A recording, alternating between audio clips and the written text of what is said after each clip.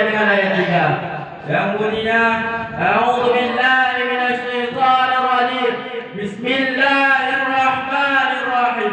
Wal 'ashr innal insana lafi khusr illa alladziina aamanu wa 'amilus shalihati wa tawassaw bil haqqi wa tawassaw bis sabr. Demi masa bahwa sesungguhnya manusia dalam keadaan kerugian kecuali orang-orang yang beramal saleh dan orang-orang yang berilmu dan orang-orang yang menasihati dalam kebenaran dan orang-orang yang menasihati dalam kesabaran. Sebagaimana Imam Syafi'i menyikapi ayat tersebut, beliau berkata, seandainya manusia memahami ayat tersebut, cukuplah agama ini baginya. Apa maksud beliau? Sesungguhnya ayat tersebut merupakan intisari bahwa kehidupan adalah kumpulan waktu. Yang tak mampu menggunakan waktu, dialah orang yang dijamin bakal rugi. Persis orang yang sudah mati, karena hidupnya bagaikan banyak yang bagus.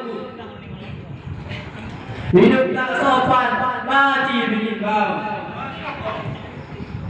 Kehidupannya tak ada gunanya. Banyak orang yang berkata, kenapa orang seperti ini kok masih hidup? Kalau dia mati, kan banyak orang yang bersyukur. Sabda Nabi SAW, perumpamaan orang yang mengingat Allah dengan orang yang tidak mengingat Allah bagaikan orang yang hidup dan orang yang mati. Siapa sih yang ingin hidup sekadar pemain hiburan atau penonton urakan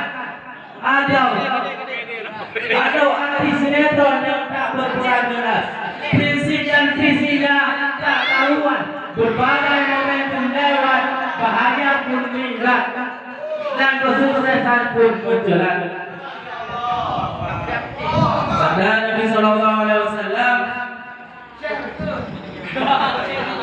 ada dua nikmat yang di mana keduanya sering dilalaikan oleh manusia.